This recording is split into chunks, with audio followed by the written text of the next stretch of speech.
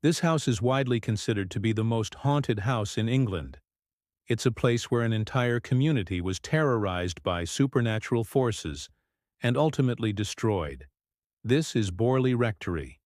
It all started in the year 1863, when Reverend Harry Bull and his family moved into the large Victorian mansion in Essex. Harry had been warned about the property before he moved in. Apparently, the spot had long been considered cursed due to the fact that it was built on the grounds of a former monastery that had been destroyed over 300 years earlier. Despite the rumors, he decided to ignore them, and he and his family moved right in.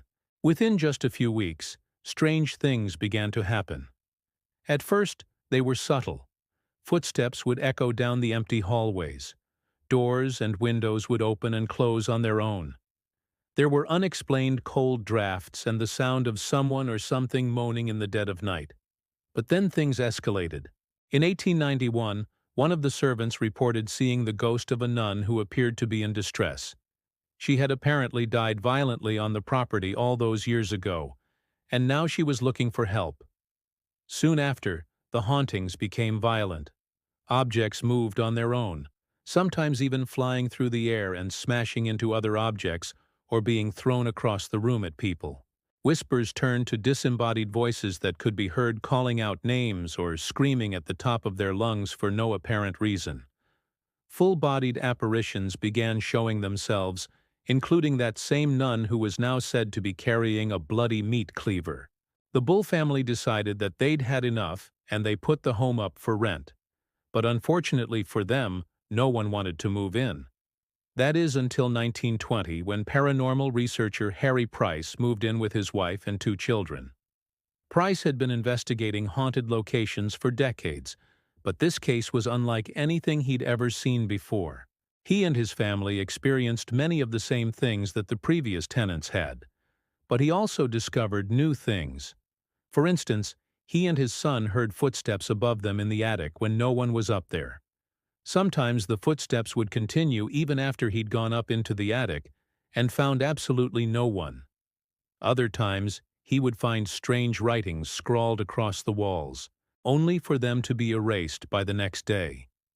Once he even saw a chair move on its own, and then heard a loud crash from upstairs.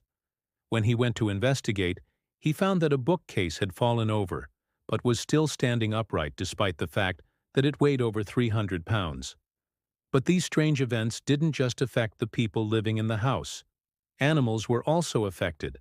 Price recalled how he and his wife would often hear strange scratching sounds coming from within the walls. Then one day they found a small hole that had been gnawed through the plaster. It looked like a dog had chewed through it, except they didn't have a dog, and there wasn't any dog hair around. Not only that, but they soon realized that rats were also nesting inside the walls, seemingly unaffected by whatever was haunting the house. After spending several years documenting these strange phenomena, Price eventually left in 1939. Unfortunately, he wouldn't get very far. That same year, a mysterious fire destroyed most of the rectory, bringing an end to the haunting in its original form. Though some say that ghosts and other strange phenomena have been spotted around the area ever since. So what do you think? Is Borley Rectory really the most haunted house in England? Let me know in the comments below.